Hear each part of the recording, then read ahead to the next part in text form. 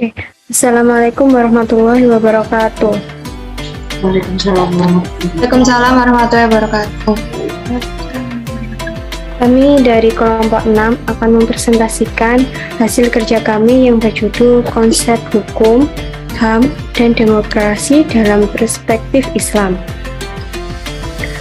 Sebelumnya, saya akan memperkenalkan rekan saya, yaitu ada saya sendiri, Mary Gareta Bintang Armevia dengan NPM 017, ada Tiang Makrifat 02 dengan NPM 022, ada Anggi Nur Pranidita dengan NPM 034, ada Putri Karnina Jati dengan NPM 048, ada Muhammad Ridwan dengan NPM 051, ada Dewi Amira Eka Nugraha dengan NPM 052. Baik, langsung saja. Konsep hukum Islam. Next. Pengertian hukum Islam. Al-Quran dan literatur hukum Islam sama sekali tidak menyebutkan kata hukum Islam sebagai salah satu istilah. Yang ada di dalam Al-Quran adalah kata syariah, fikih, hukum Allah, dan yang seakar dengannya. Istilah hukum Islam merupakan terjemah dari Islamic law dalam literatur barat. Istilah ini kemudian menjadi populer. Muhammad Daud Ali menyebut bahwa kata hukum yang berasal dari lafaz Arab tersebut bermakna norma, kaidah, ukuran, tolak ukur, pedoman yang digunakan untuk menilai dan melihat tingkah laku manusia dengan lingkungan sekitarnya. Slide selanjutnya akan dijelaskan oleh teman saya. Selanjutnya ada ruang lingkup hukum Islam. Bicarakan syariat dalam arti hukum Islam, maka terjadi pemisahan-pemisahan bidang hukum sebagai disiplin ilmu hukum.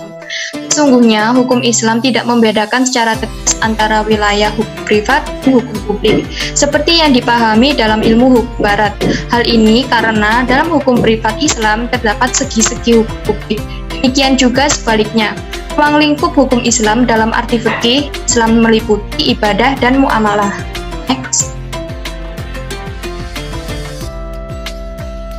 Kalau ibadah itu adalah hubungan antar manusia dengan Tuhannya, sedangkan muamalah adalah hubungan antara manusia dengan sesamanya. Next. Apabila hukum Islam disistematisasikan seperti dalam tata hukum Indonesia, maka akan tergambarkan bidang ruang lingkup muamalah dalam arti luas sebagai berikut. Yang pertama ada hukum perdata, meliputi nakohat, firasat, muamalah.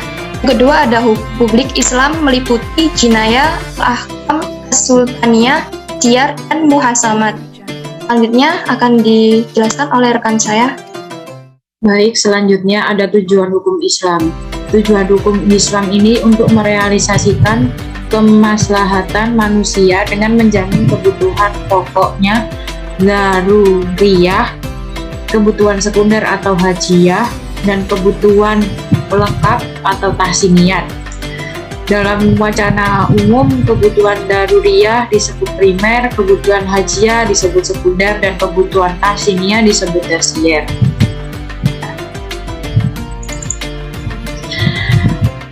Selanjutnya ada Islam mengklasifikasikan tujuan-tujuan yang luas dari syariat atau hukum Islam sebagai berikut. Ada dua, yaitu daruriyah dan tahsiniyah. Daruriyat ini yaitu kebutuhan hidup primer. Ini dalam kepustakaan hukum Islam disebut dengan istilah al-maqasid, al-hamsah, atau disebut juga al-kuliyat, al-khoms, atau 5 hal inti atau pokok, yaitu hifz ad-din, memelihara agama, hifz an-nafs, memelihara jiwa, hifz al-aql, memelihara akal, hifz an-nasl, memelihara keturunan, dan hifz al-mal, memelihara hak milik atau harta. Tahsiniyat atau sekunder, tujuan selanjutnya dari perundang-undangan Islam adalah membuat berbagai perbaikan, yaitu menjadikan hal-hal yang dapat menghiasi kehidupan sosial dan menjadikan manusia mampu berbuat dan mengatur urusan hidup lebih baik. Keperluan ini disebut tersier atau tahsiniyat. Ketiadaan perbaikan ini tidak membawa kekacauan sebagaimana ketiadaan kebutuhan-kebutuhan hidup. Selanjutnya akan dijelaskan oleh teman saya. Baik, terima kasih. Selanjutnya ada sumber hukum Islam, antara lain Al-Quran, Al-Hadis, Ijma, dan Qiyas. Next. HAM dalam perspektif Islam. Manusia merupakan makhluk sempurna karena dalam dirinya terdapat akal, hawa nafsu, dan hati sebagai alat kontrol yang netral. Kemudian pandangan Islam tentang hak asasi manusia terbukti melalui dakwah Rasul yang tidak pernah memaksa, menjunjung tinggi nilai kesatuan dan persatuan, menghormati keyakinan orang lain, memberikan hak hidup yang sama sebagai warga negara, dan hak-hak hidup lain insani yang melekat. Slide selanjutnya akan dibacakan oleh teman saya. Baik, selanjutnya yaitu dalil. Dalam Al-Quran ditegaskan manusia dan jin diciptakan hanya untuk beribadah kepada Allah Subhanahu wa Ta'ala. Kemudian dari perintah ini manusia mendapatkan sejumlah hak, dan hak itu diberikan oleh syariat. Berarti menurut Islam hak-hak manusia itu pemberian syariat bukan alami. Untuk dalilnya yaitu sebagai berikut. Bismillahirrahmanirrahim. Wa ma khalaqatul jinna wal insa illa liya'budun. Artinya, tidaklah kami ciptakan jin dan manusia kecuali untuk beribadah kepadaku. Quran surat Az-Zariyat ayat 56. Next. Kemudian secara hak asasi manusia. Secara normatif, historis, pemublikasian secara internasional hak asasi manusia dirumuskan oleh PBB dalam sebuah deklarasi yang kemudian populer dengan sebutan Deklarasi Hak Asasi Manusia Universal tertanggal 10 Desember 1948 dengan didukung 48 negara berdaulat. Secara komprehensif, Rashid Ridho menulis dalam karyanya Minal Su'ub wal Qabail dari pandangan Al-Quran tentang hak asasi manusia guna mengimbangi negara barat bicara masalah hak asasi manusia dengan banyak versi. Hal ini mendapat respon dan tanggapan sejumlah anggota PBB pada saat itu dengan tujuan agar ada aturan standar tentang hak asasi manusia bagi bangsa yang mengalami tindasan penjajahan. Dengan terbitnya deklarasi PBB yang berisi 30 pasal mempunyai substansi mengangkat tinggi martabat manusia baik secara individu atau kelompok dalam lingkup nasional maupun internasional. Untuk slide selanjutnya akan dijelaskan oleh teman saya. Baik, demokrasi dalam perspektif Islam. Bisa di next. Pengertian demokrasi. Ada banyak definisi yang dikemukakan oleh para ahli. Salah satunya menurut demokrasi adalah suatu perencanaan institusional untuk mencapai keputusan politik di mana individu-individu memperoleh kekuasaan untuk memutuskan cara perjuangan kompetitif atas suatu rakyat. Bisa di next. Terdapat elemen pokok dalam demokrasi Islam pada perspektif Islam. Yang pertama adalah asyura. Asyura merupakan pengambilan keputusan. Yang kedua, al-adalah, yaitu keadilan.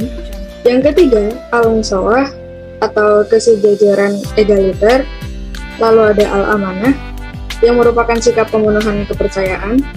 Lalu al-masuliyah, yang merupakan tanggung jawab. Dan terakhir, Ar-Huriyah berupa kebebasan. Jadi next.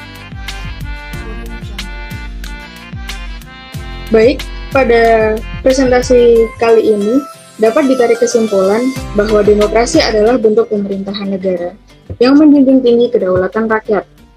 Yang kedua, demokrasi menurut Islam bisa diartikan seperti musyawarah, mendengarkan pendapat orang lain dalam suatu forum untuk mencapai keputusan dengan mengedepankan nilai-nilai keagamaan. Yang ketiga, HAM adalah hak yang telah dimiliki seseorang sejak ia dalam kandungan. Yang keempat, HAM adalah hak yang dimiliki oleh individu dan kewajiban bagi negara serta individu tersebut untuk menjaganya. Yang kelima, hukum menurut Islam bisa diartikan sebagai hukum yang terdapat dalam sumber-sumber seperti Al-Quran dan Al-Hadis. Berikut yang dapat kami sampaikan, kurang lebihnya mohon dimaafkan.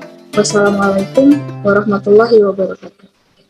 Waalaikumsalam warahmatullahi wabarakatuh. Wabarakatuh.